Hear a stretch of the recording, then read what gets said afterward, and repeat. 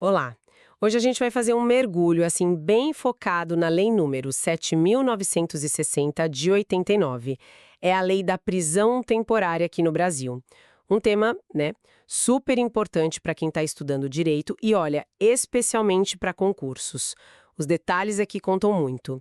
Para essa análise, a gente está usando o texto da própria Lei 7.960, claro, e também um material de estudo bem direcionado do Estratégia Concursos. Ele traz comentários, questões, ajuda bastante a clarear os pontos.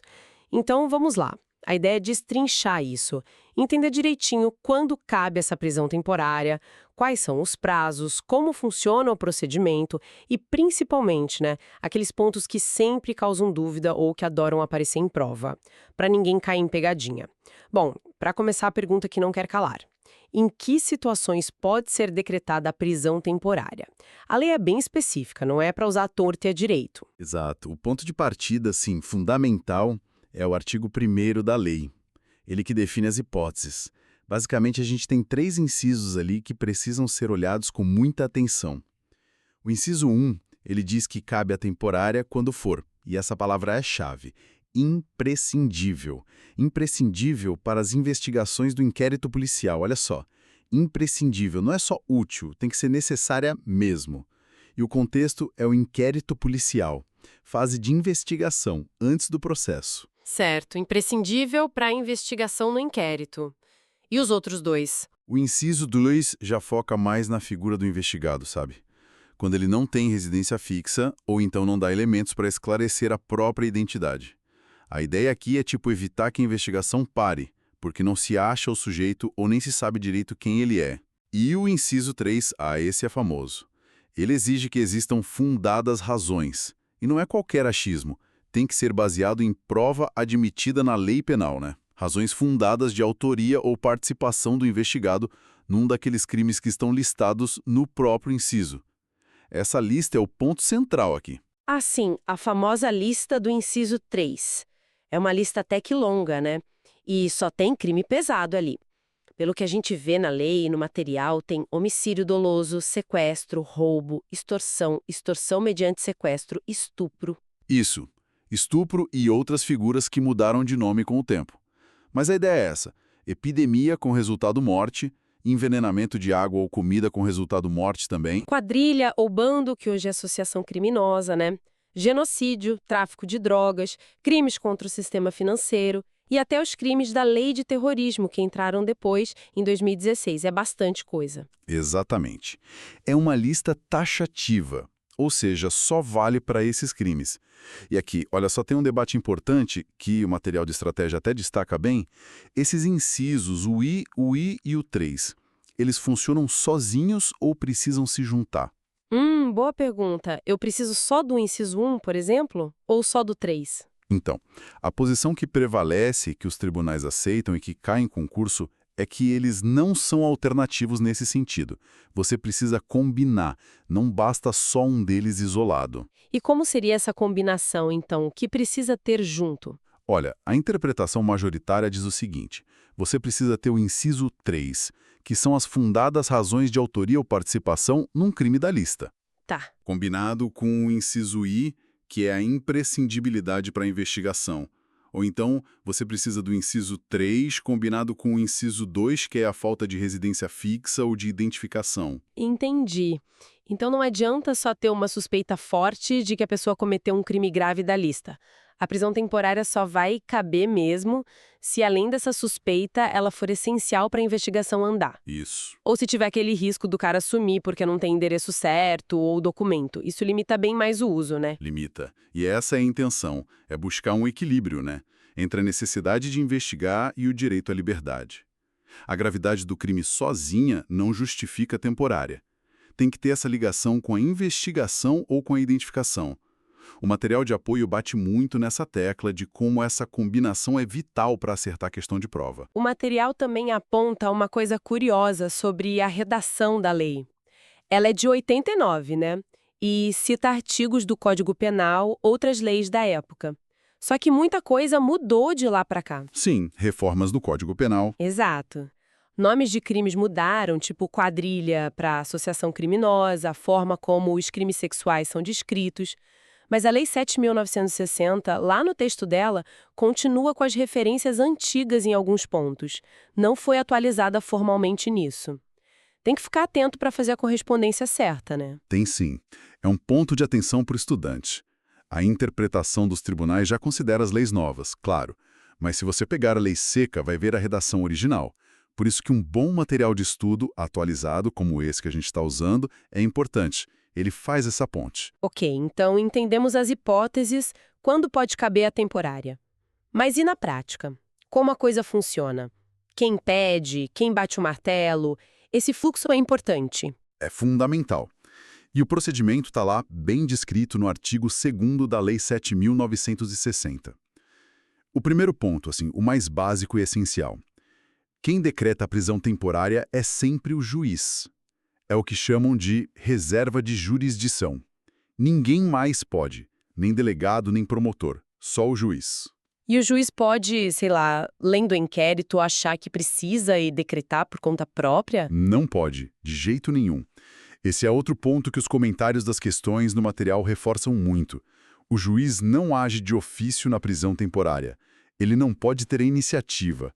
Ele precisa ser provocado. Provocado?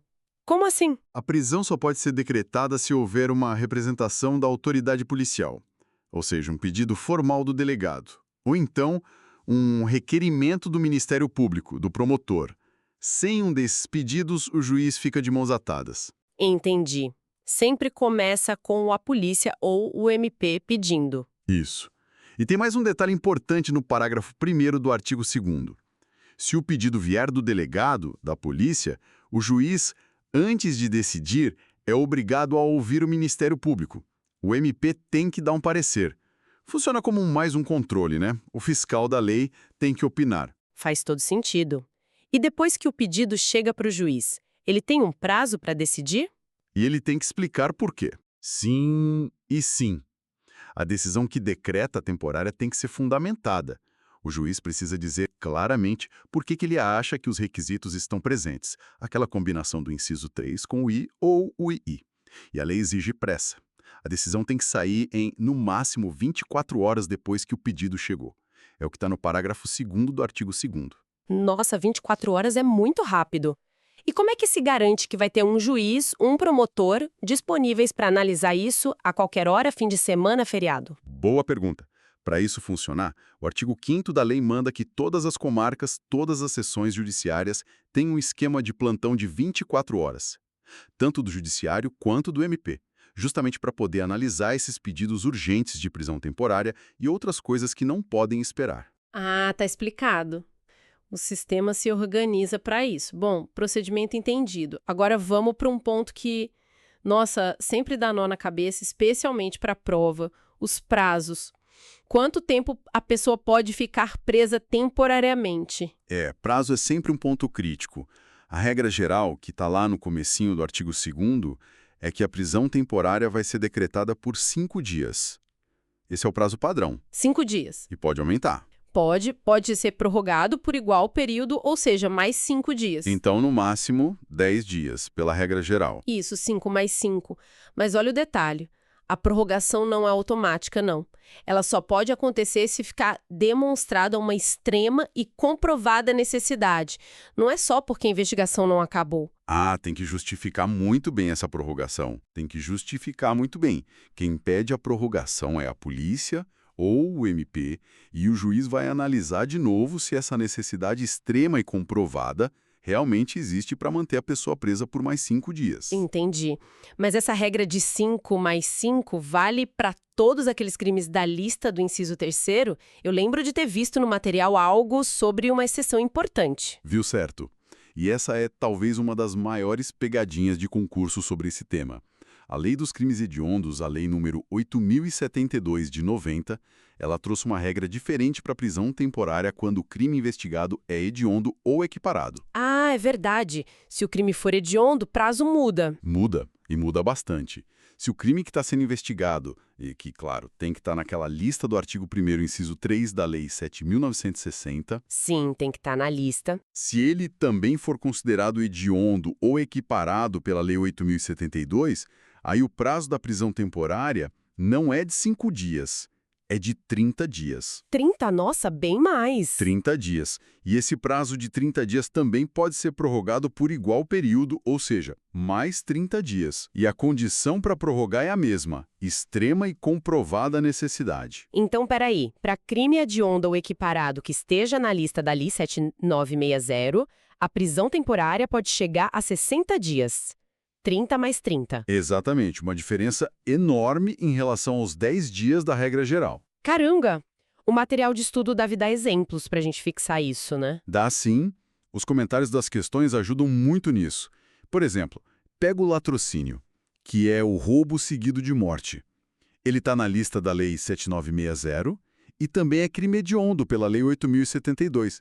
Então, para latrocínio, o prazo da temporária é 30 dias, podendo chegar a 60. Certo. Outro exemplo, epidemia com resultado morte. Mesma coisa, está na lista da 7.960 e é hediondo.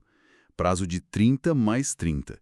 Agora pega um sequestro ou cárcere privado simples, ou um roubo simples.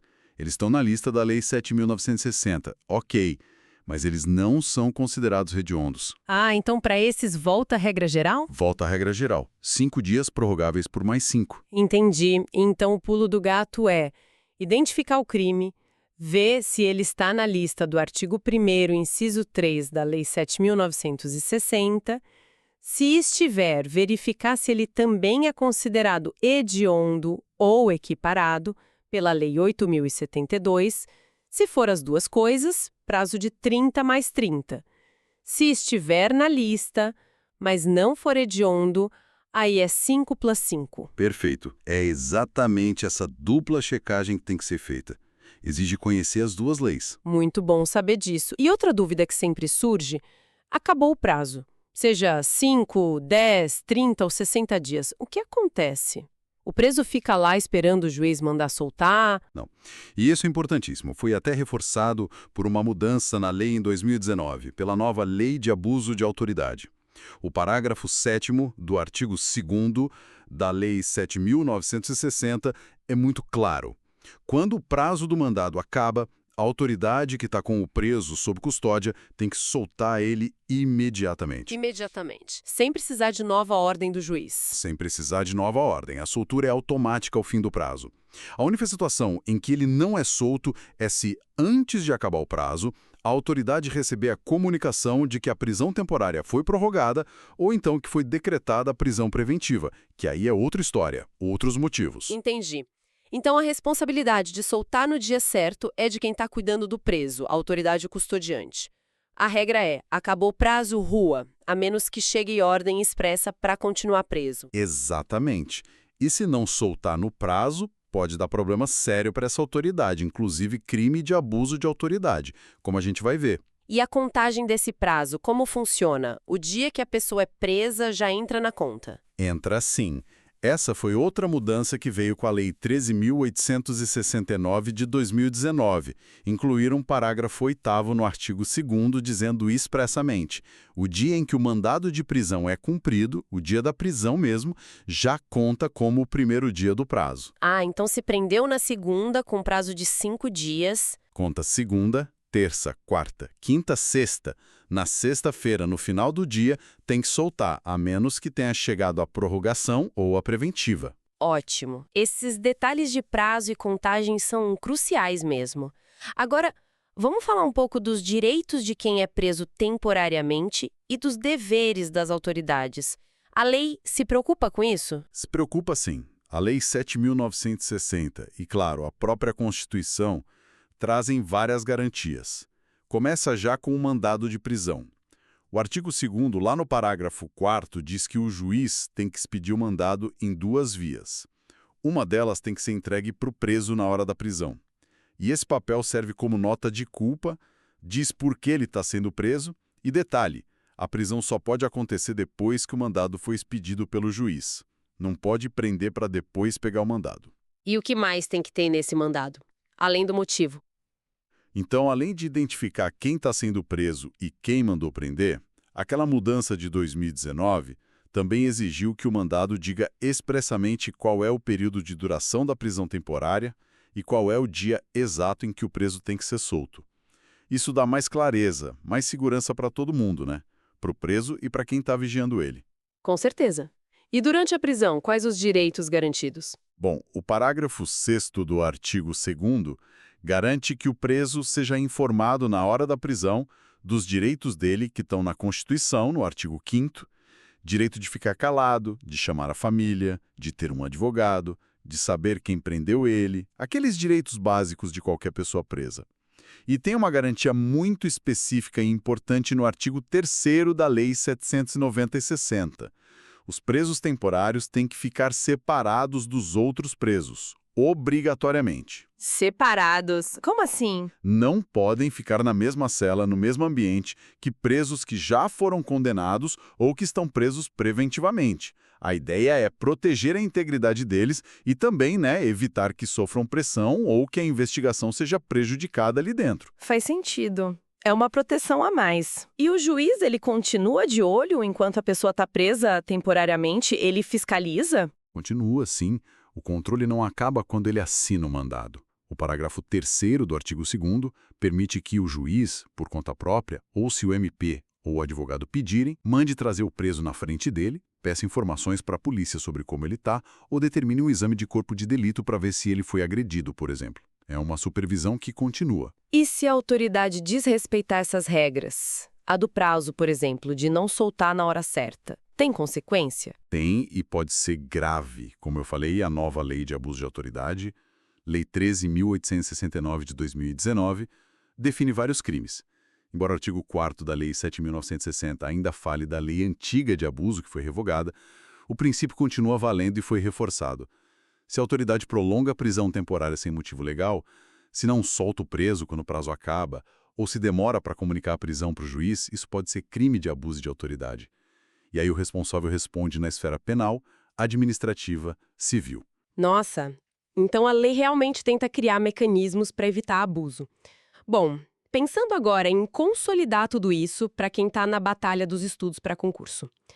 Com base no que a gente viu nas fontes, especialmente nos comentários das questões do Estratégia, quais seriam os pontos assim para grudar na memória? Os alertas vermelhos. Ótima pergunta. Dá pra gente listar alguns pontos que são batata para cair em prova. Primeiro, a fase. Lembrar sempre, prisão temporária é coisa de inquérito policial, antes do processo começar. Se a denúncia já foi recebida, se já tem ação penal rolando, não cabe mais temporária. Aí, a prisão que pode caber, se tiver motivo, é a preventiva, que tem outros requisitos lá no Código de Processo Penal, outras finalidades. O material comenta isso numa questão da UG-CESP. Certo, então falou em instrução processual, já liga o alerta. Não é temporária. Exato. Segundo ponto, o rol de crimes. Aquela lista do artigo 1º, inciso 3, é taxativa. Tem que estar ali. Se o crime não está na lista, mesmo que seja grave, tipo, sei lá, um estelionato milionário, não cabe prisão temporária com base nessa lei. O comentário da questão do TJPI que você citou mostra bem isso.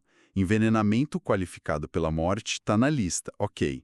Mas homicídio privilegiado ou tortura... Tortura? Mesmo sendo equiparado a hediondo? Mesmo sendo equiparado a hediondo, tortura não está na lista específica do artigo 1º tris da Lei 7.960. Então, não cabe temporária para tortura com base nessa lei.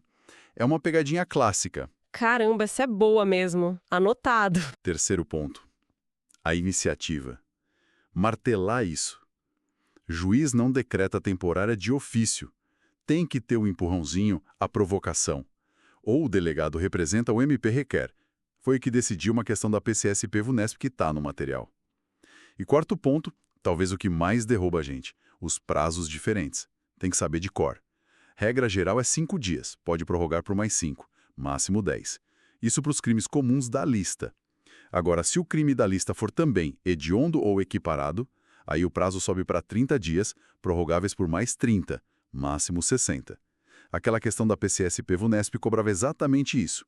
diferenciar um latrocínio hediondo de um sequestro simples não hediondo, para saber o prazo certo. Perfeito. Memorizar esses 4 pontos. Fase, inquérito, rol taxativo de crimes, necessidade de provocação e os prazos 5+5 versus 30+30. Parece um bom roteiro para não escorregar. Com certeza. É a espinha dorsal para entender essa lei para concurso. Então, resumindo o que a gente viu aqui nas nossas fontes, a Lei 7.960 de 89 criou essa prisão temporária, que é uma ferramenta bem excepcional, né? Amarrada ali na fase de investigação da polícia, só pode ser usada em situações muito específicas, suspeita forte num crime grave da lista, junto com a necessidade para investigar o risco do cara sumir. Os prazos são curtos, 5 ou 30 dias, prorrogáveis só uma vez e com muita justificativa, e tem um monte de garantia para o preso com controle do juiz e do MP. É isso aí. É uma medida que, de um lado, tenta dar ferramentas para investigar crimes graves, mas, de outro, limita muito o uso dela, tanto nos requisitos quanto no tempo. Reflete bem aquela tensão que sempre existe no direito processual penal. Como ser eficiente na investigação sem atropelar o direito fundamental à liberdade, que é a regra. A forma como a lei foi escrita, com os requisitos, a lista fechada, os prazos, os controles, mostra essa busca por um equilíbrio. E para fechar nossa conversa, pensando um pouco além do texto da lei, do material, qual a reflexão que fica para quem está estudando esse tema mais a fundo? Olha, eu acho que fica a ideia de que a prisão temporária, mesmo sendo de uma lei de 89, não é um assunto estático, sabe? As interpretações dos tribunais sobre o que é imprescindível, o que são fundadas razões, quais crimes se encaixam hoje naquela lista considerando as mudanças todas no Código Penal, nas leis especiais. Isso tudo está sempre mudando, evoluindo. E além disso, leis mais novas, como a Lei de Abuso de Autoridade, que a gente falou, ou o Pacote Anticrime de 2019, elas mexeram em coisas que afetam a prisão temporária e outras prisões cautelares. Então, assim, não basta só decorar a Lei 7.960 e a lista de hediondos. É fundamental acompanhar o que os tribunais estão dizendo, a jurisprudência atualizada e ficar de olho nas novas leis que podem impactar a aplicação da temporária. O estudo vai além da lei seca, né? Precisa dessa conexão com a prática e com as novidades legislativas.